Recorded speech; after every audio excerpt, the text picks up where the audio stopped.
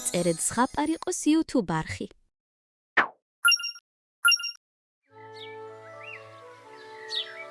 იყო და არა იყო რა. ღვთის უკეთესი რა იქნებოდა. ერთ სოფელში ერთი ალალმართალი და გამრჯე კაცი ცხოვრობდა. ერთი ძროხა ჰყავდა და საბალახოდ უშვებდა ხოლმე. ძროხა სიმარე-მარეში ყველანადირი იცნობდა და პატრონის შიშით ახლოს არც ერთი არ ეკარებოდა.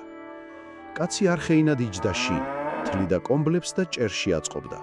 ამიტომ ხალხით სახელად კომბლეს ეძახოდა. ერთ წელიწადს ძროხა ბერწად დარჩა. კომბლე მიფიქრა, ამ ბერწს ძროხას რა უნდა გამორჩე, მოდი, გავყიდი და სამაგიეროდ ცხვრებს ვიყიდი. წაიყვანა ძროხა ბაზრობაზე და აატარ-ჩაატარა. ბერწი ძროხა რა თქმა უნდა მსუქანიც იქნებოდა და ყასპებს დანახვისთანავე თვალები ზედ დარჩათ, მაგრამ ფასის მიცემა დაენანათ და ერთმანეთში მოილაპარაკეს.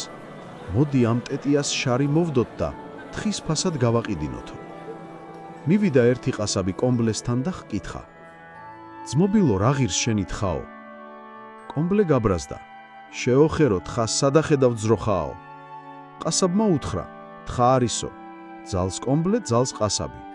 ბოლოს ყასაბმა უთხრა, რა კი შემიარა გჯერა, აი ხალხს დაუძახოთ და ვკითხოთო. დაუძახა ყასაბმა თავის მეგობარ ყასპებს და ჰკითხა. ხალხნო, სამართალი გვიყავით, გაგვაგებინეთ ეს თხა არის თუ ძროხაო? რა თქმა უნდა თხა არის, ჩვენ აქ ძროხას ვერსად ვხედავთო, მიუგეს ყასპებმა. მიუბრუნდა ყასაბი კომბლეს და უთხრა, აი ძმობილო, ხომ გესმის ეს პატიოსანი ხალხი რას ამბობს, მე თუ არა ამათ მაინც დაუჯერეო. გადაირია კომბლე, მაგრამ იმდენ ხალხთან რას გახდებოდა. ადგა და მიჰყიდა ძროხა თხის ფასად.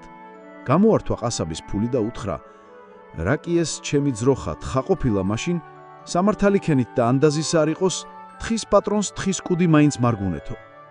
ჯანდაბას წაიღოს კუდიო, თქვა ყასაბმა და გადაუგდო, მშვიდობაში მოგახმაროსო. წამოვიდა შინ კომბლე დაღონებული, დაჯდა კერასთან და დაუწყო კომბლებს თლა. თან გულში ყაზბის ჯავრი ჰქონდა და სული მის ფიქრში იყო სამაგიერო როგორ გადაეხადა. ერთ დღეს კომბლემ გაიგო, ყასაბი ძლიერავად გამხდარაო. მაშინვე ჩაიცვა ექიმის ტანის ამოსი, გაიკეთა წვერი რომ არ ეცნოთ და წავიდა. მივიდა ყაზბის სახლში და მის მოსამსახურეებს უთხრა, თქვენს ბატონს მე მოვარჩენ. ოღონდ ჩემი წამალი ძალიან ძლიერია. რომ დავალევინებ, ოფლს მოადენს და ყვირილს დააწყებინებს. მიშველეთ მომკლესო, მაგრამ თქვენ არ შემოხვიდეთ და კარები არ გააღოთ. თურმე ოფლზე ნიავი დაჰკრავს და უარესად გახდება. ან შეიძლება ვეღარც კი გადარჩესო. შეუშვეს მოსამსახურეებმა კომბლე ყასაბთან და კარები გარედან გადაკეტეს. მივიდა კომბლე ყასაბთან, მაჯა გაუსინჯა და უთხრა, აბა გაიხადეო? ყასაბმა რა თქმა უნდა კომბლე ვერ იცნო. მართლა ექიმი ეგონა და მაშინვე გატიტულდა. კომბლემ გამოიღო უბიდან ძროხის კუდი. დაანახვა ყასაბს და ჰკითხა, ეს რისი კუდიაო? რა თქმა უნდა ძროხისაო, მიუგო ყასაბმა. ახლა გახდა ძროხისაა? აბა მაშინ რაც წამართვე თხის ფასადო. უთხრა კომბლემ, გამოიღო შვინდის კომბალი და მისცხო და მისცხო გვერდებში. ბოლოს რომ ვეღარ გაუძლო კომბლეს კომბალს, შეეხვეწა. ოღონდ ნუ მომკლავდა იმ ძროხის ფულს ორმაგად გადაგიხდიო. ამოიღო ოქროს ფულებით სავსე ქისა და მისცა. კომბლემ მხოლოდ თავისი ძროხის საფასური აიღო. დანარჩენი უკანვე მიუგდო და წამოვიდა. იყიდა 4 ცხვარი და მირეკა შინ.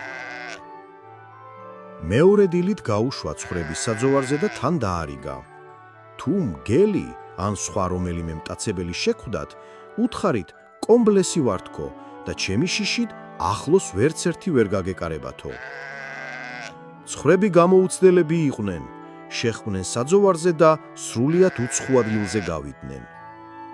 შემოხვდათ მელია და ჰკითხა, ცხრებო, ვისი ხართო? კომბლესიო, მიუგეს ცხრებმა. კომბლე რა კაციაო? კომბლე ის კაცია, კომბლებსა თლის, ჭერში აწყობს, ვინც ჩვენ შეგვჭამს, თავში ჩასცხობსო. ო, ეგ თქვენი კომბლე რაღაც ძალიან საშიში კაცი ჩანსო, თქვა მელიამ და უკან მოუხედავად მოკურცხლა. იარეს ცხრებმა, იარეს და ახლა მგელი შემოხვდათ. ცხრებო, ვისი ხართო? ჰკითხა მგელმა. ვისი და? კომბლესიო. კომბლე რა კაციაო? კომბლე ის კაცია, კომბლებსათლის, ჭერში აწყობს, ვინც ჩვენს შეგვჭამს, თავში ჩასწყობსო. შეშინდა მგელიც. რაღაც ძალიან საშიში ჩანსო. თქვა და იმანაც უკან მოუხედავად მოკურცხლა. იარეს კიდევ ცხვრებმა. იარეს და ახლა დათვის შემოხვდათ. ცხვრებო, ვისი ხართო? ვისი და კომბლესიო? კომბლე რა კაციაო? კომბლე ის კაცია. კომბლებსა თლის, ჭერში აწყობს, ვინც ჩვენ შეგვჭამს, თავში ჩასწყობსო. მე თქვენი კომბლე არ ვიცი, შიერი ვარო. გაეკიდა ცხვრებს და ოთხივე ცხვარი ცოცხლად გადაყლაფა. საღამო ხანზე უცადა კომბლემ თავის ცხვრებს. უცადა და რომ აღარ დაბრუნდნენ, ჩამოიღო ერთი ყველაზე დიდი კომბალი, გაიდო მხარზე და წავიდა საძებნელად. იარა კომბლემ, იარა და შემოხვდა მელია. მელიაო, ჩემი ცხვრები ხომ არსად გინახავსო? ჰკითხა კომბლემ. არა, რჯულის მადლმაო, მიუღო მელიამ. აბა კბილები დაკრიჭე და ენა გამოყავიო.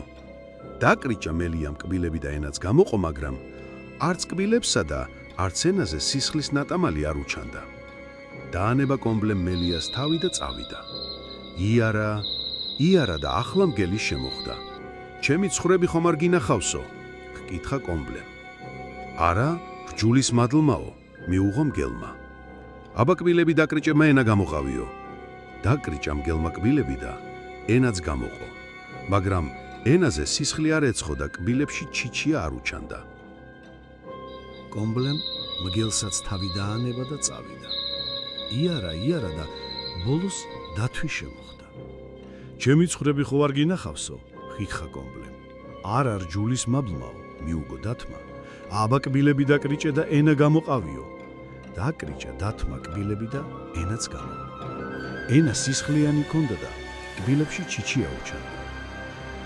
აი, შეღორმუცელა ქოფაკო, დააშკვილა კომბლემ და მისცხო გვერდებში კომბალი, წამოაყრევინა თავისი ცხვრები და იმდენი სცემა, სანამ სულ არ მიამკვდარა. ნეკნებ ჩალეწილი დათვი ადგილზე დატოვა, გამოირეკა ცხვრები და შინისაკენ გამოსწია.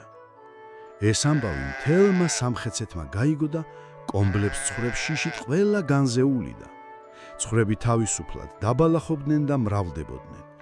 ბოლოს ისე გამრავლდნენ, რომ მთაბარი სულ თეთრად გადაპენდეს. ერთხელ იმ მხარეში ქრისტე ღმერთმა ჩამოიარა. ნახა ეს ამდენი ცხვარი და თქვა: მოდი ერთი ამ ცხვრის პატრონს ვეწვევი და ვნახავ რა კაცია. აბა თუ ამ სიმდიდრი შესაფერი გულუხობაც ააქვსო. გადაიქცა მათხოვარა ბერიკაცად, მიადგა კომბლეს და სთხოვა. უსახლკარო კაცი ვარ და ერთღამეს შემიფარეო. კომბლე ხელგაშლით შეეგება, მობრძანდით სტუმარი ღვთისააო. დაუკლა ცხვარი. კარგა გაუმასპინძლა და ბუმბულის ლოგინში დააძინა. მეორე დილას ადგა ქრისტე ღმერთი და უთხრა: რა კი ასეთი კეთილი კაცი ყოფილხარ და ცხვრები და კომბლებიც ასე ძლიერ ყვარებია? მე შენ ერთ ისეთ კომბალს გაჩუქებ, რომ რასაც ეტყვი, ყველაფერს აგისრულებსო. ცხვრების ნახვა თუ მოგინდება ეტყვი: კომბალ, შენ სამზესა, შენი გამომცემლის მზესა. წადი, ცხვრები მომირეკე, ბატკანიც არ დააკლდესა. წავა და იმ წამსუკლებლივ მოგირეკავსო. ხოლო თუ ვინმე გაგაჯავრებს, მაშინ უთხარი: კომბალ, შენ სამზესა, შენი გამომცემლის მზესა. წადი, ჯავრი ამომყარე, ნუ შეარ ჩემ თმას დაწვერსა. და ისეთ დღეს დააყრის, რომ თავბეცი წყევლიდესო. გამოიღო იღლიიდან კომბალი და მისცა. ამ დღიდან კომბლე ცხვრების დასახედად ერთხელაც აღარ წასულა. როცა თავისი ფარების ნახვა და დათვალიერება მოუნდებოდა, აიღებდა კომბალს და ეტყვადა: კომბალ, შენ სამზესა, შენი გამომცემლის მზესა. წადი, ცხვრები მომირეკე, ბატკანიც არ დააკლდესა. წავიდოდა კომბალი, დაუვლიდა სათავეს და ყველა ფარას უკლებლივ მიურეკავდა. კომბლე გადახედავდა, დაითვლიდა ნამაც და ისევ საძოვარზე გაუშვებდა. ცხვარი კი მრავლდებოდა და მრავლდებოდა. იმ ქვეყნის ხელმწიფე მეტისმეტად გულხარბი და შეუბრალებელი იყო. ვისაც კი ცოტა ქონებას დააგულებდა, შეუსებდა თავის ნაზირვეზირებს და წაართმევდა. ხალხი შიშით საქმეს ვეღარ აკეთებდა და არც ქონება ცხოვრებას იძენდა. გაიგო ხელმწიფემ, ჩემ სამფლობელნოში ერთ კაცს უთვალავი ცხვარი ხოლიაო და მაშინვე ნაზირვეზირები გაგზავნა სულ ერთიანად წაართვით და მომირეკეთო. წავიდნენ ნაზირვეზირები, გამოირეკეს მთელი ცხვარი და მოურეკეს ხელმწიფეს. გაიგო კომბლემ, ჩემი ცხვარი ჩვენს ხელმწიფეს გაურეკინებიაო. აიღო ქრისტე ღმერთის ნაჩუქარი კომბალი და წავიდა. მივიდა ხელმწიფესთან, დაუკრა თავი, როგორც ხელმწიფეს ეკადრებოდა და სთხოვა, ჩემი ცხრები დამიბრუნეო. განრისხდა ხელმწიფე. შენც ჩემი ხარ და შენი ცხრებიც. როგორ მიბედავ ასეთ თხოვნასო და ვეზირებს უბრძანა. ახლავე გაატიტულეთ 100 არგანი ჰქარით და დილეგში ჩააგდეთო. ვინ ვისახ კრავს ასარგანს, ახლავე დაგანახვებო, თქვა გულში კომბლემ და თავის გრძნეულ კომბალს უთხრა. კომბალ, შენ სამზესა, შენი გამომცემლის მზესა. წადი, ჯავრი ამომყარე. ნუ შეარჩენ თმას და წვერსა. დატრიალდა კომბალი და ერთი წუთის განმავლობაში ბოროტი ხელმწიფე და მისი ნაზირ ვეზირები მკვდრები დაყარა. ხალხმა გაიგო ხარბი ხელმწიფის სიკვდილი და სიხარულით ცას ეწია. მთელი ქალაქი სასახლის ზეზოში შეიკრიბა, ხელმწიფისა და მისი ვეზირების გვამები გადაყარეს და ხელმწიფედ კომბლე დააყენეს. კომბლე დღესაც ტახტზე ზის, ისევ თლის კომბლებს და ჭერში აწყობს. ჭირი იქა, ლხინი აქა, ქატო იქა, ფქვილი აქა. გამოიწერეთ ზღაპარიყოს YouTube არხი. იყო და არა იყო რა. იყო ერთი პატარა ბიჭი. დედა ადრე მოუკვდა და მამამ მეორე ცოლი მოიყვანა. დედინაცოლი ერთი ავი და აშარი ქალი გამოდგა. გერს მუდამ სცემდა და ცეცხლის კალოში აყენებდა. ბიჭს ერთი ხარი ჰყავდა, სახელად წიქარა ერქვა. ძალიან უყვარდა. ყოველდღე მინდორში დახავდა. დაბინდებამდე აძოვებდა, აბანავებდა, ჩრდილში ასვენებდა, რომ სიცხეს არ შეეწუხებინა და მისი მოვლით თვითონაც ერთობოდა. დედინაცვალი კი არ ცხრებოდა. გერის თავიდან მოშორება უნდოდა. სხვა ფრივ რომ დერას გახდა, ადგა და ერთხელ თავი მოიავადმყოფა. დაიწყო ტყუილი კვნესა და გმინვა. ქმარმა კითხა, რა გიშველისო? წიქარას გულღვიძლის გარდა ვერაფერი მომარჩენსო, უთხრა ქალმა. იცოდა წიქარას დაკლა ბიჭს დარდით დაასნეულებდა და ბოლოს მოუღებდა. მამა შეწუხდა ამ სიტყვების გაგონებაზე, მაგრამ რას იზამდა? ქალი რომ ლოგინიდან აღარ ადგებოდა. გადაწყვიტა დაეკლა წიქარა. მეორე დილას ვაჟი ხედავს, მამა დანას ალესავს. რად გინდა მამა ეგ დანა? რისთვის ალესაო? კითხა ვაჟმა. წიქარამ და დავკლავ, უთხრა მამამ. დაღონდა ბიჭი, მაგრამ რა უნდა ეკნა? წავალ, წყალს მაინც დავალევინებო, უთხრა ბიჭმა. წაიყვანა წიქარა წყალზე. ასმევს წყალსა და ტირის. ტირის ისე, რომ მისი ცრემლები წყალს ეწევიან. რა გატირებს ჩემო მებუბარო? რაზე ითხრი თვალებს შემოგევლო შენი წიქარაო? ბიჭმა მიიხედა, ეგონა მომესმაო. შეშინებული და განცვიფრებული დიდხანს გონს ვერ მოსულიყო. ბოლოს მიხვდა, რომ თავისი წიქარა ელაპარაკებოდა. დაკლას გიპირებენ, დაკლასო! მიუგო ვაჟმა. ვიცი, ჩემო მეგობარო, მაგრამ არც შენ მოგელი კარგი დღე. წადი, წამოიღე ერთი სალესავი, ერთი სავარცხელი და ერთი ბოთლი წყალი. შემაჯექი ზურგზე და გავიპაროთო. ვაჟმა მოიტანა ყველაფერი და მოვიდა. წიქარამ შეისვა ვაჟს ზურგზე და გაჰკუსლეს.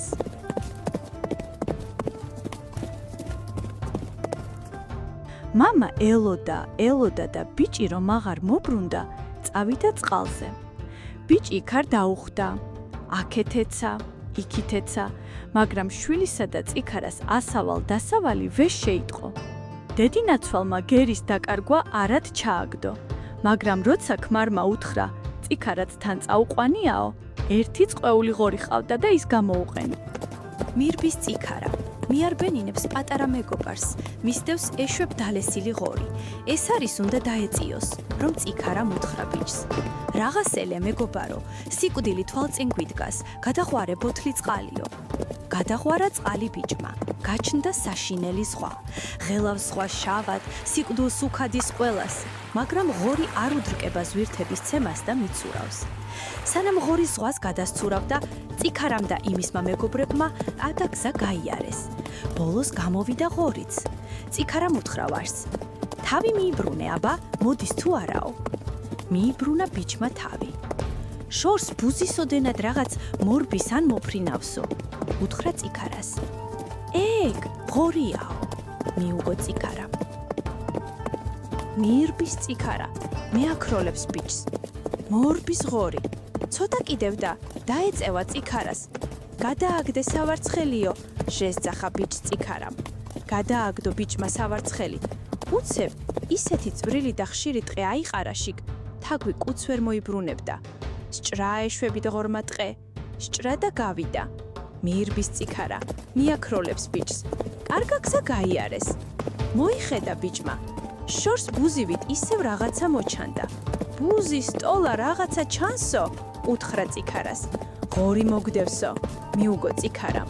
ცოტა კიდევ და ღორი წიქარას დაეწევა, მაგრამ გადააგდებს ვაჟის სალესავს და აიმართება თვალუწვდენელი კლდე წიქარასა და ღორს შუა. სჭრის ღორი, სჭრის რაც ზალი და ღონი აქვს კლდეში საფეხურებს და ადის ზემოთ. შუა ადგილზე რომ მივიდა ღორი, დაუსხლტა ფეხი და უფსკრულში ჩეინთქა. წაიღო ჩემიცა და თქვენი ჭირიც. ბიჭსა და წიქარას ხსნის იმედი მოეცათ. იარეს და გავიდნენ სამშვიდობოს. წიქარამ გაიყვანა ბიჭი ერთ ტრიალ მინდორზე. იქ ერთი ალვის ხე იდგა. მისი კენწეროთ სასასწვდებოდა. შესვა ზედ მისცა ორი სალამური, ერთი საჭირვარამო, ერთი სალხინო და უთხრა: მე წავალ, მარტოკავივლი მინდვრად, ბალახს მოვძოვ და ვირჩენ თავს. შენ აქიჯექი, თუ რამე გაგიჭირდეს, საჭირვარამო სალამური დაუკარი და მაშინივე აქ დავიბადები. თუ გილხინდეს, სალხინო სალამური დაუკარი. საჭმელსაც ის მოგიტანს და სასმელსაცაო. გამოეთხოვა და წავიდა წიქარა. ბიჭი იჯდა ალვის ხეზე და უკრავდა სალიხინო სალამურს. გაიგონა ერთმა მეცხვარემ სალამურის ხმა. ძალიან მოეწონა და მიჰყვა ხმას. მივიდა ალვის ხესთან და ხედავს, ბიჭი სალამურს უკრავს. პეპლე ბიჭი გარშ შემოხვევიან. სალამურის ხმაზე თამაშობენ და ირევიან ერთმანეთში. მეცხვარეს შურით აევსო თვალები და გადაწყვიტა ხელთ ეგდო სალამური. ჩამოდი ერთი ძირს, მაჩვენე ეგ სალამური რისგან არის გაკეთებულიო და უძახა ვაჟს. მაგრამ ვაჟი არ ჩამოვიდა. წიქარას ეკონა ნათქვამი, ალვის ხიდან არ ჩამოხვიდეო. ადგა შურიანი მეცხვარე, წავიდა ხელმწიფესთან და მოახსენა. ამა და ამ ადგილას ერთი ბიჭი ზის ალვის ხესე და ისე უკრავს სალამურს, რომ იმისი დაკვირით მთელი ქვეყანა ხარობსო. ხელმწიფე მაშივე დაიბარა თავისი ნაზირვეზირები და უთხრა: ან თქვენ უნდა მომგვაროთ ის ბიჭიო, ან კაცი იშოვოთ იმისი მომყვანიო. ნაზირვეზირებმა ერთი მოხუცი ქალი მიიყვანეს. მე მოგგვრით იმ ბიჭსაო, უთხრა ხელმწიფეს დედაბერმა. ადგა დედაბერი, წაიყვანა ერთი თხა, წაიღო სადგისი და მივიდა ალვის ხესთან. ბიჭი ზის თავისთვის ალვის ხესე და უკრავს სალამურს. დედაბერი ალვის ხის ძირში დადგა, ამოიღო სადგისი და ჩხლეტა დაუწყო თხას. ჩხავის საწყალი თხა. ვაჟმა რომ დაინახა, მოხუცი თხას აჩხავლებდა და დაუძახა: რა საშვები დედილო, რა დაჩხავლებ მაგ თხასაო? დაკლა მინდა შულო და ვერ დამიკლავს. იმდენი სიკეთე მიყავი, ჩამოდი და დამიკალიო. ბიჭი რას მოიფიქრებდა, რომ მოხუც ხალატიედო გულში. ჩავიდა ძირს. დედაბერმა რაღაც ჯადოთი გააბრუა და დააძინა. ასწიეს და წაიყვანეს მძინარე ბიჭი ხელმწიფის კაცებმა და ჩასვეს 9 კლიტულში. ბიჭს გამოეღვიძა, ხედავს დატყვევებულია, დაღონდა, დაიწყო ტირილი. ბიჭი ფანჯარასთან დაჯდა და ცას მიაცქერდა. ამ დროს 9 კლიტულს ყვავმა ჩამოუფრინა. დაინახა ვაჟმა და შესძახა: ყვავო, სად მიფრინავ? სად მიგეჩქარება? წადი შენი შვილების მზესა, მინდორში რომ ალვის ხე დგას, ზედ ჩემი სალამურებია და აქ მომიტანეო. მე რომ ლეშს ავჭამდი და შენ ქვებს მესროდი, აღარ გახსოვსო? უპასუხა ყვავმა და გაუდგა გზას. გააყოლა თვალი ბიჭმა და ჩამოყარა ცრემლები. გადმოიფრინა ბეღურამ და ჩიტო-ჩიტო შენი ბარტყების გაზრდასა. მინდორში ალვის ხეზე სალამურები დამრჩა და მომიტანეო. შენ რომ მახეს გვიგებდი და ბუდეს გვიშლიდი ვერა, მე ვერ მოგიტან სხვასას თხვებერო. უთხრა ბეღურამ და გასცილდა. გააყოლა იმასაც თვალი ბიჭმა და ჩამოსცვივდა ცრემლები. ბოლოს მერცხალი დაინახა ბიჭმა და შესტირა. საით მიფრინავ? მერცალო, საითკენ მიეშურები? მინდორთ რომ ალვის ხე ხარობს, ცივნი წყარონიც დიანო. პეპელებიც იქას ხდებიან, თურფად ჭრელ მხრებსა შლიანო. შეიყრებიან ჩიტები ყვავილნი შეკრბებიანო. წიქარაც იმათთან მოდის, იქ დაინახავ ღთიანო. სალამურებიც იქ არის, უჩემოთ დალპებიანო. გაფრინდი აქ მომიტანე, ჩემო ლამაზო მხრიანო. გაფრინდა მერცხალი და მოუტანა სალამურები. დაუკრა საჭირვარამო სალამური ვაჟმა. დაუკრა და აატირა. წიქარამ გაიგონა თუ არა სალამურის ხმა, მაშინვე გაეშურა ვაჟისკენ. გაფთერებული ეცა 9 კლიტულს და დაუწყო მტრევა. 8 კარი გატეხა, მაგრამ მე-9 კარი რომ უნდა გაეტეხა, ცალი რხა მოსტყდა. დააღონდა წიქარა. თავის რქას ისი არჩიოდა, როგორც მეგობრის ტყვეობას. ღმერთს რქა შესთხოვა. უცებ ერთი თაგვი გამოძვრა და წიქარას უთხრა: რას მომცემ რქა რომ მოგაბა შენს ლეშს ხომ მაჭმევო? გაჭმევო, უთხრა წიქარამ. თაგუმა გაუმთელა რხა, ეცა წიქარა და შელეწა მე-9 კარიც. შევიდა ბიჭთაკ, შეისვა ზურგზე მეგობარი და გაეშურა ალვის ხისაკენ. შესვა წიქარამ ბიჭი ალვის ხეზე და თავად ისევ მინდორში წავიდა. იჯდა ბიჭი ალვის ხეზე. უკრავდა სალხინო სალამურს და ერთობოდა. უცებ წიქარა მოაგონდა და ნახვა მოუნდა. დაუკრა საჭირვარამო სალამური, მაგრამ წიქარა არ გამოჩნდა. რაღაც იზამდა წამოვიდა საძებნელად. ბევრი ეძება, ბოლოს ერთ კორდზე მკვდარი იპოვა. დაემხო ბიჭი წიქარას და ატირდა. ისე გულსაკლავად ტიროდა, რომ მისი ცოდვით ბალახნით ტიროდნენ. აღარ ირხეოდნენ. პეპლები აღარ ფრინავდნენ და ცრემლს ხვრიდნენ. ვაიმე, ჩემო წიქარა, მოსთქვამდა ბიჭი. უშენოდ ახლა რაღა მეშველებაო. ამ დროს საიდანღაც ის თაგვი გამოძვრა, წიქარას რომ რქა გაუმთელა. წიქარას ლეშის საჭმელად მოსულიყო თურმე. რომ დაინახა ბიჭი ასე საცოდოვად ტირო და უთხრა: რას მომცემ წიქარა რომ გაგიცოცხლო? შენს ლეშს ხომ მაჭმეო? ოღონდ კი ჩემი წიქარა გააცოცხლე და გაჭმეო, უთხრა ბიჭმა. გაიქცა თაგვი, იქვე მოკრიფა რაღაც ბალახი, მოარბენინა, წიქარას წაუსვა, წამოუსვა და გააცოცხლა. მოეხვია ბიჭი ხარს, ეალერსება თვალებს უკოცნის, წიქარაც პირს უთათუნებს ბიჭსა და ლოკავს. აბა გეყოფათ, უთხრა თაგვმა ბიჭს, მე უკვე კარგად მომშივდა, შენი სიკვდილის დროაო. გაიქცა თაგვი, მოკრიფა სასიკვდილო ბალახი, მოიტანა და ბიჭს გაუწოდა. ბიჭს არ ეთმობოდა წიქარა, მაგრამ პირობა ხომ უნდა შეესრულებინა და თავისი მეგობრისათვის მომკვდარიყო. ის იყო ბიჭი უნდა შეეხებოდა ბალახს, რომ თაგვმა უთხრა: მიპატიებია სიკვდილი, თქვენნაირი მეგობრები ჩემს დღეში არ მინახავს. იცოცხლეთ მარადო. ბიჭი გონს ვერ მოსულიყო, რომ თაგვი გაქრა. გახარებულმა წიქარამ შეისვა თავისი მეგობარი ზურგზე, წამოიღო სალამურები, გააქროვა ბიჭი ახლა სხვა ადგილას, სხვა მხარეში, სადაც არც შურიანი მეცხვარე იყო და არც კუდიანი დედაბერი. შესვა ერთ ალვის ხეზე და მისცა სალამურები. თვითონ კი მინდორში წავიდა. ბიჭი ახლაც იმ ალვის ხეზე ზის, უკრავს სალხინო სალამურს, თვითონაც ხარობს და მთელ ქვეყანასაც ახარებს. როცა წიქარას ნახვა მოუნდება, დაუკრავს საჭირვარამო სალამურს და წიქარაც მაშინვე იმასთან გაჩნდება ხოლმე.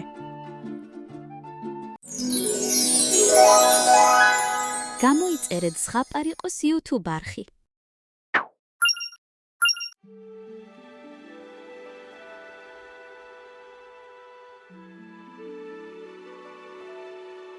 ერთმა მეწისქვილემ თავის სამ ვაჟს წისქვილი, ვირი და კატა დაუტოვა. ქონება ძმებმა გაინაწილეს. უფროს წისქვილი ერგო, საშუალოს ვირი, უმცროს კი მხოლოდ კატა მიაკუთვნეს. უმცროსი ვაჟი ძალიან დაღონდა ასე მცირე მემკვიდრეობა რომ შეხვდა. თუ არ გაიყრებიან, ჩემს ძმებს შეუძლიათ თავი პატიოსანი შრომით ირჩინონ. მე კი კატას რომ შევჭამ და მისი ტყავისგან ხელთათმანებს შევიკერავ, შიმშილით უნდა ჩავძაღლდე, ამბობდა უმცროსი. კატამ გაიგონა პატრონის სიტყვები, მაგრამ წყენა არ შეიმჩნია და დინჯად უთხრა: "ნუ დაღონდები, ჩემო ბატონო, მხოლოდ ერთი ჩანთა მომეცი და ერთი წყვილი ჩექმაც მიშოვე ბუჩქნარში სასიარულოდ. მაშინ დარწმუნდები, რომ არც ისე მცირე წილი შეგხვედრია." ეს სიტყვები კატის პატრონისთვის ვერაფერი ნუგეში იყო, თუმცა ბევრჯერ უნახავს რა მოხერხებულად იჭერდა კატა თაღვებსა და ვირთაღვებს, როგორ დაეკიდებოდა ხოლმე თათებს ან დაიმალებოდა ფთხვილში და თავს მოიმკვდარუნებდა. ამიტომ ამ გაჭირვებიდან თავის დახსნის იმედი საბოლოოდ არ გადაუწურავს. კატამ, როდესაც მიიღო ყველაფერი, რაც სურდა, ჩაიცვა ჩექმა, ჩანთა კისერზე ჩამოიკიდა, წინა თათები თასმებს მოკიდა და წავიდა ნაკრძალში, სადაც ბევრი ბაჭია ეგულებოდა. ჩანთაში ქატო და კომბოსტო ჩაყარა და თავი მოიმკვდარუნა. აქაუდა ერთი სულელი ბაჭია მაინც შეძვრება ჩანთაში ქატოსა და კომბოსტოს შესაჭმელადო. კატამ ვერც კი მოასწრო თავის მომკვდარუნება, რომ ერთი ცანცარა ბაჭია ყელის ჩასაკოკლოზინებლად ჩანთაში შეძვრა. მოხერხებულმა კატამ ჩანთას თასმეგი მყისვე მოკაჭა და ბაჭია დაიჭირა. ნადავლით დატვირთული ამაყად ეახლა მეფეს და ნახვის ნებას თხოვა. კატა მისი უდიდებულესობის დარბაზში შეიყვანეს. მან მეფეს თავი მდაბლად დაუკრა და მოახსენა: "ხელმწიფო, ეს ბაჭია ნაკრძალში მოვინადირე. ბატონ მარკიზ დე კარაბას დამავალა, მისი სახელით თქვენთვის მომერთმია." ეს სახელი კატამ იქვე მოუგონა თავის ბატონს. "შენს ბატონს მოახსენე, რომ მადლობას ვუხდი ასეთი ძღვენისთვის", მიუგო მეფემ. მეორედ კატა ყანაში ჩასაფრდა. ჩანთა გახსნა და როცა შიგ ორი გნოლი შეგოგმანდა, თასმები მოსწია და ორივე დაიჭირა. მერე ისევ მეფეს იახლა და ფრინველები მიართვა. მეფემ ახლაც სიხარულით მიიღო გნოლები და კატა ფულით დაასაჩუქრა, ჩემი სადღეხსძელო გადახკარიო. ორი თუ სამი თვე კატას დროდადრო მეფისთვის თავისი ბატონის სახელით ნანადირები მიჰქონდა. ერთ დღეს გაიგო, მეფე და მისი ულამაზესი ქალიშვილი მდინარის პირას აპირებენ გასეირნებასო და თავის ბატონს მოახსენა: "ბატონო, თუ შემს რჩევას გაითვალისწინებ, თქვენს ბედს ძაღლი არ დაჰყებს. ახლავე მდინარეზე წადით და იქ იბანავეთ, სადაც გეტყვით, დანარჩენი მე ვიცი და ჩემი ბიჭობა." მარკიზ დე კარაბა ისე მოიქცა, როგორც კატა მურჩია, თუმცა არც კი იცოდა, რა სიკეთეს მოუტანდა ეს ბანაობა. სწორედ იმ დროს მარკიზმა წყალში შეცურა. მეფემ ჩაიარა. კატამ რაც ძალი და ღონე ჰქონდა, ყვირილი მორთა. მიშველეთ, ბატონი მარკიზ დე კარაბა იხრჩობაო." ამ ყვირილზე მეფემ ეტლიდან თავი გამოყო. იცნო კატა, ასე ხშირად რომ ასაჩუქრებდა ნანადირებით და თავის მცველებს უბძანა, საჩქაროდ გასწიეთ ბატონი მარკიზ დე კარაბას საშველადო. ვიდრე საბრალო მარკიზ მდინარიდან ამოიყვანდნენ, კატა ეტლთან მივიდა და მეფეს მოახსენა. სანამ ბატონი ბანაობდა, ქურდებმა მისი ტანსაცმელი მოიპარეს, თუმცა რაც ძალი და ღონე მქონდა, ყვიროდიო. თურმე იმ ცუღლუց ტანსაცმელი ერთი დიდი ლოდის ქვეშ ამოედო. მეფემ თავის მოლარეთ უღუცეს უბრძანა: "ბატონ მარკიზ დე კარაბას ჩემი გარდერობიდან საუკეთესო ტანსაცმელი მიართვიო." მეფემ მარკიზი დიდი სამბით მიიღო. ლამაზმა ტანსაცმელმა ახლა რომ მოართვეს, უფრო მეტად დაამშვენა. ის ხომ ისედაც ლამაზი და ახოვანი ჭაბუკი იყო. მეფის ასულს ახალგაზრდა მარკიზი ძალიან მოეწონა. მარკიზ დე კარაბამ ვერც კი მოასწრო თავაზიანად შეეხედა მისთვის, რომ ქალს უკვე გაგიჟებით უყვარდა იგი. მეფემ მარკიზ დე კარაბასთან ერთად ეტლით გასეირნება მოისურვა. გახარებული კატა აქაოდა განზრახვა მისრულდებაო, წინ გაიქცა და იმ გლეხებს, რომლებიც მინდორს თიბავდნენ, უთხრა: "კეთილო მთიბავებო, თუ ახლა მეფეს არ ეტყვით ესათიბები ბატონ მარკიზ დე კარაბას ეკუთვნისო, საკუპატე ხორცივით გახდიან." მეფემ ჰკითხა მთიბავებს, ვის ეკუთვნის ეს მინდვრებიო? "ბატონ მარკიზ დე კარაბას", ერთხმად უფასუხეს, რადგან კატის მუქარამ ცოტა არ იყოს შეაშინა ისინი. "დიდებული მამული ჰქონიათ", უთხრა მეფემ მარკიზ დე კარაბას. "როგორც ხედავთ, ხელმწიფო, ამ მინდორზე ყოველ წელს აუარებელ ბალახს ვთიბავთ." მოხერხებული კატა ისევ წინ გაიქცა და ახლა ყანის მკელებს უთხრა: "კეთილო ყანის მკელებო, თუ თქვენ არ იტყვით, რომ ეს ყანები ბატონ მარკიზ დე კარაბას ეკუთვნის, საკუპატე ხორცივით გახდიან." ცოტა ხანში მეფემ ჩაიარა და იკითხა, ვის ეკუთვნის ეს ყანებიო. ბატონ მარკიზ და კარაბას, უპასუხეს გლეხებმა. მეფესაც და მარკიზსაც დიდად ესიამოვნათ ეს პასუხი. კატა ეტლის წინ მირბოდა და ერთსა და იმავეს ეუბნებოდა ყველას, ვისაც კი გზაზე ხვდებოდა.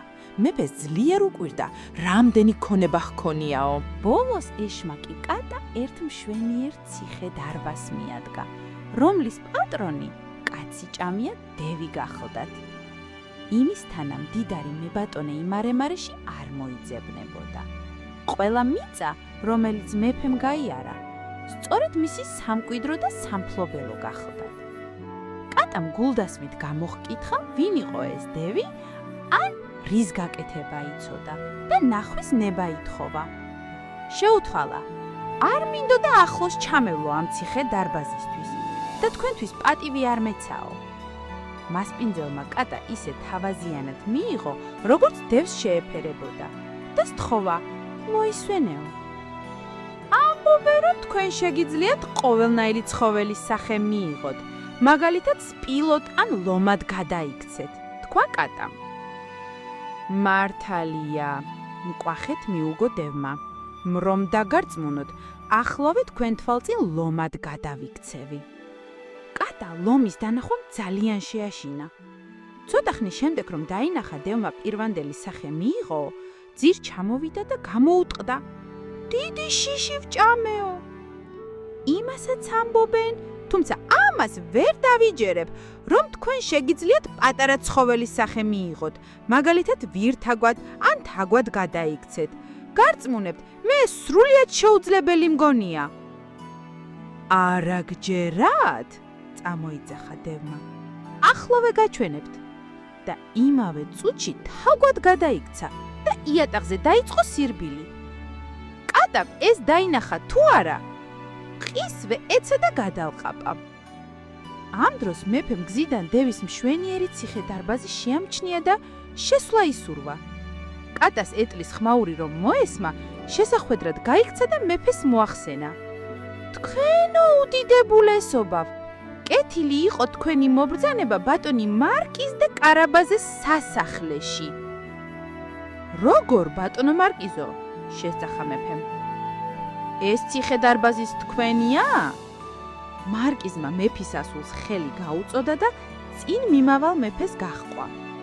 ისინი ერთ დიდ დარბაზში შევიდნენ, სადაც საუცხოო სუფრა იყო გაშლილი. მეფე ახტაცებული იყო ბატონი მარკიზი დე კარაბასის დახვეწილი მანერებით. მეფემ დიდძალი ქონება რომ ნახა და 5 თუ 6 თასიც გამოცალა, მარკიზ მიმართა. ბატონო მარკიზო, საქმე თქვენზე ღახკიდია. გსურთ თუ არა ჩემი სიძე გახდეთ? მარკიზმა მოწიწიეთ მადლობა გადაუხადა ამ დიდ პატივისთვის და იმავე დღეს მეფის ასული შეირთო. კატა კი დარბაისელი კარისკაცი გახდა და იმ დღიდან თაგვებს მხოლოდ გასართობად გადასდევდა. გამოიწერეთ ზღაპარიყოს YouTube არხი. იყო და არა იყო რა. იყო ერთი ქვრივი კაცი, რომელსაც უმშვენიერესი კეთილი ქალიშვილი ჰყავდა. ერთხელ გადაწყვიტა მეორედ დაქორწინებულიყო. მაგრამ ცოლად ბოროტი, ეგოისტი ქალი შეხვდა, რომელსაც 2 ქალიშვილი ჰყავდა. შვილები დედას გაჭრილი ვაშლები ვიტკავდნენ ხასიათით. ქორწილის შემდეგ დედინაცვალმა მალევე გამოამჟღავნა ბოროტის ზნე. ის კარგად ხვდებოდა, რომ ლამაზი, გულკეთილი გერის გვერდით მისი ღვიძლი შვილები კიდევ უფრო უხასიათო და მახინჯები ჩანდნენ.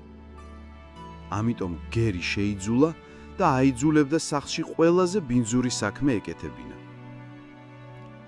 საბრალო გოგონა საჭმელს ამზადებდა, რეცხავდა, დების ოთახებს ალაგებდა და კივეებს წმენდა. თვითონ კი სხვენში ცხოვრობდა, ერთ ვიწრო და ბნელ საკანში.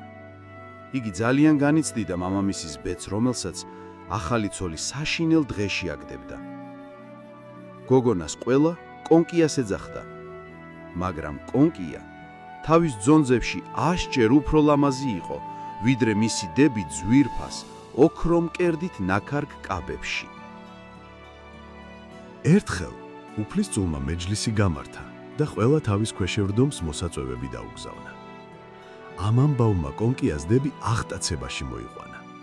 მთელი დღეები საგანგებოდ ამ შემთხვევისათვის შეძენილ ახალ კაბებს იზომებდნენ. მე წითელ ხავერდის კაბას ჩავიცვამ. ხელით ნაკარგი მაქმანები რომ აქვს. ამბობდა უფროსი და მე კი ამ ჰაეროვან სამეჯლისო კაბას. ყელზე ბრილიანტებს გავიკეთებ, თავზე კი ოქროსფერ ყვავილებიან ქუდს დავიხურავ. ყველაზე მოდური ვარცხნილობისათვის დები საუკეთესო პარიკმახერებთან გაიქცნენ რჩევისათვის. კონკიას შესანიშნავი გემოვნება ჰქონდა. ამიტომ რჩევა მასაც კითხეს. მე თქვენ ყველაზე მოდურ ვარცხნილობებს შეგირჩევთ. უთხრა კონკია. დებმა პატივი დადეს და დათანხმდნენ. სანამ კონკია ვარცხნილობებს უკეთებდა, დები დაეკითხნენ. კონკია, შენ გინდა მეჯლისზე წამოსვლა? ვშიშობ, რომ მეჯლისზე არ შემიშვებენ. უპასუხა კონკიამ. მართალი ხარ. მეჯლისზე შენი წარმოდგენაც კი სიცილს გურის. ნებისმიერი სხვა გოგონა შურს იძიებდა ასეთი დაცინვისათვის და მათ ვარცხნილობებს თივის ზვინც დაამსგავსებდა. მაგრამ კონკიამ საუკეთესოდ დავარცხნა დები. ისინი კმაყოფილებით არჩნენ. სულ სარკის წინ ტრიალებდნენ. ბოლოს როგორც იქნა ბალზე წასასვლელად გაემზადნენ. კონკიამ ჭიშკრამდე მიაცილა. მარტო დარჩენილს კი ცხრემლები გადმოუგორდა. ამ დროს კონკიას ნათლია ფერიაც მოვიდა, რომ ენახა რატომ ტიროდა მისი ნათლული. როგორ მინდა მეჯლისზე? სლუკუნებდა კონკია. გააკეთე ყველაფერი, რასაც გეტყვი და მერე ვნახოთ. უთხრა ფერიამ. ბაღიდან დიდი გოგრა მომიტანე. კონკია ბაღში გაიქცა და ყველაზე დიდი გოგრა მოიტანა. ფერიამ გოგრა გამოღრუდნა. შემდეგ ჯადოსნური ჯოხით შეეხო და ერთ წამში საუცხოო ოქროს ეტლად აქცია. შემდეგ სათაგურიდან 6 პატარა თაგუნია გამოუშვა. ჯადოსნური ჯოხი მათაც შეეხო და 6 რაშად აქცია. ფერიამ ყველაზე გრძელ ულვაშიანი ვირთხა ამოარჩია და თავმომწონე ჩასუქებულ მეეტლად აქცია. ახლა კი შეგიძლია მეჯლისზე წახვიდე. ყმაყოფილი ხარ? თქვა ფერიამ. რა თქმა უნდა, მაგრამ შეიძლება ასეთი დაკონკილი მივიდე? ფერიამ ჯოხი დაიქნია და კონკიას ძონძები ძვირთას ოქროვერცხლით მოქარგულ სამოსად იქცა. როდესაც გოგონა ეტლში ჩაჯდა, ფერიამ გააფრთხილა. კარგ დროს ტარებას გისურვებ, მაგრამ ერთი რამ გახსოვდეს. მეჯლისი ზუსტად შუაღამეზე უნდა დატოვო. თუ ამას არ იზამ, შენი ეტლი გოგრად იქცევა, ცხენები თაგვებად, მსახურები ხვლიკებად, შენი ძვილფასი კაბა კი ჭუჭყიან ძონძებად. კონკია ნათლია შეჰპირდა, რომ ზუსტად შუაღამეზე დატოვებდა მეჯლისს და ეტლიც დაიძრა. მსახურებმა პრინცს მოახსენეს ვიღაც მდიდარი და ულამაზესი უცნობი მოვიდაო. უფლისწული სასტრაფოდ გაეშურა მის შესახვედრად და სასახლეში შეუძღვა. დარბას გაოცებისა და აღფრთოვანების მსუბუქმა შრიალმა გადაუარა. ყველა მზეთუნახავს მიშტერებოდა. მოხუცმა მეფემ დედოფალს გადაუჩურჩულა. ასეთი საოცრება დიდი ხანია არ მინახავსო. ქალები ყურადღებით ათვალიერებდნენ კონკიას ჩაცმულობას და ცდილობდნენ არაფერი გამორჩენოდათ, რომ მეორე დღესვე ზუსტად ისეთივე შეეძინათ თუ მოახერხებდნენ. პრინცმა გოგონა საცეკვაოდ გაიწვია. ო, რა სასიამოვნო ცეკვავდა გოგონა. მოიტანეს ვახშამი, მაგრამ პრინცს ჭამა სულ გადაავიწყდა. იგი თვალს ვერ აშორებდა მშვენიერ უცნობს. კონკია დებს გვერდით მიუჯდა და პრინცის მორთმეული კალათიდან ეგზოტიკური ხილით გაუმასპინძლდა. ასეთი პატივისაგან დებს სიამოვნების ჟრუანტელმა დაუარა. გახურებულ მეჯლისში კონკია საათის რეკვა მოესმა. 12-ს 15 წუთი აკლდა. კონკია ყველას დაემშვიდობა და სასწრაფოდ წავიდა. სახლში დაბრუნებულმა მხურვალე მადლობა გადაუხადა ფერიას და სთხოვა მეორე დღეს ისევ მიეცა მეჯლისზე წასვლის ნება. მალე დები და დედინაცვალიც დაბრუნდნენ. კონკიას ვითომ ეძინა, თქნარებით გაუღო კარი. დების საშინლად აღგზნებულნი იყვნენ მეჯლისნებ უცნობი მზეთუნახავის გამოჩენით. ის ყველაზე ლამაზია ამ ქვეყნად, ჩვენ ხილითაც კი გაგვიმასპინძლდა. კონკიამ გაიღიმა და ჰკითხა. რა ერქვა? არავინ იცის, პრინცი ყველაფერს მისცემდა, ოღონდ მისი ვინაობა შეეტყო. როგორ მინდოდა მისი ნახვა, არ შეგიძლიათ თქვენი ძველი კაბა მათხოვოთ, რომ მეც შევძლო მეჯლისზე წამოსვლა? ჰკითხა კონკიამ. რა? შენ ჩვენი კაბის ჩაცმა გინდა? არასდროს. უყვირეს დებმა. კონკია დარწმუნებული იყო, რომ ასეც მოხდებოდა. ანდა ნება რომ დაერთოთ, რა უნდა ექნა. მეორე დღეს დები ისევ გაემგზავრნენ მეჯლისზე. კონკიაც მალევე წავიდა, ამჯერად უფრო მდიდრულად ჩაცმული ვიდრე წინა დღეს. პრინცი ერთ წუთს არ ტოვებდა მას. ის კონკიას ისე სიყვარულითა და თავაზიანად ექცეოდა, რომ კონკიას ფერიის გაფრთხილება სულ გადაავიწყდა. უცებ მოესმა როგორ ჩამოჰკრა საათმა 12. კონკიას სწრაფად წამოხდა, დარბაზი დატოვა და გასასვლელისკენ გაიქცა. პრინცი გაედევნა, უცებ კონკიას ფეხიდან ბროლის ფეხსაცმელი წასწვრა. პრინცმა ფეხსაცმელი აიღო და გულის ჯიბეში ჩაიდო. კონკია სასახლის ჭიშკრამდე ძლივს მიაღწია, რომ ლამაზი კაბა ჭუჭყიან ზონზებად შეიცვალა. ეტლი, მეეტლე და მსახურები, გოგრად თაგვებად და ხვლიკებად. ჯადოსნობისგან მხოლოდ ბროლის ფეხსაცმელი დარჩა. კონკიამ სახლში დებზე ცოტათი ადრე მიირბინა. მათ ამჯერადაც უამბეს, რომ უცნობი მზეთუნახავი კვლავ გამოჩნდა, რომ ის კიდევ უფრო ლამაზი იყო, ვიდრე წინა დღეს, მაგრამ ისე მოულოდნელად გაქრა, რომ ბროლის ფეხსაცმელი დაკარგა. პრინცმა იპოვა და გულის ჯიბეში შეინახა. ყველა დარწმუნებულია, რომ უფლისწული უგონოდაა შეყვარებული უცნობ მზეთუნახავზე. და მართლაც, მეორე დღეს უფლისწულმა გამოაცხადა, რომ იქორწინებს იმ ქალიშვილზე, რომელსაც ბროლის ფეხსაცმელი მოერგება. ფეხსაცმელი ყველამ ჩაიზომა, პრინცესებმა, თავადისასულებმა, მაგრამ უშედეგოდ. მსახურებმა ფეხსაცმელი კონკიას დებთანაც მიიტანეს. ისინი მთელი ძალით ცდილობდნენ ფეხსაცმლის ჩაცმას, მაგრამ ამაოდ. მაშინ კონკია მიკითხა: შეიძლება მეც გავისინჯო? დები ახარხარდნენ, მაგრამ მეფის მსახურმა მიუგო. ნაბრძანები მაქვს ფეხსაცმელი სამეფოს ყველა ასულს გავასინჯო, გამონაკლისის გარეშე. ფეხსაცმელი ზუსტად მოერგა კონკიას ფეხს. თითქოს მის ფეხზე ყოფილიყო შეკერილი. ირგვლივ ყველა გაშეშდა გაოცებისაგან. უცებ ფერიაც გაჩნდა, კონკიას ჯადოსნური ჯოხი შეახო და ძვირფასად შემოსილ მზეთუნახავად აქცია. აი ახლა კი იცნეს დებმა კონკია. მის წინ მუხლებზე დაემხნენ და თავიანთი საქციელისაფის პატიებას ითხოვდნენ. კონკიამ აპატია და მეგობრობა შესთავაზა. კონკია საპატიო ესკორტით სასახლეში წაიყვანეს, სადაც გულის ფანცქალით ელოდებოდა ახალგაზრდა, ლამაზი პრინცი. რამოდენიმე დღეში ჯვარი დაიწერეს და მდიდრული ქორწილი გადაიხადეს. კონკია ისევე კეთილი იყო, როგორც ლამაზი. მან დები საცხოვრებლად სასახლეში წაიყვანა და მანე ცნობილ დიდებულებს მიათხოვა. გამოიწერეთ ზღაპარიყოს YouTube არხი.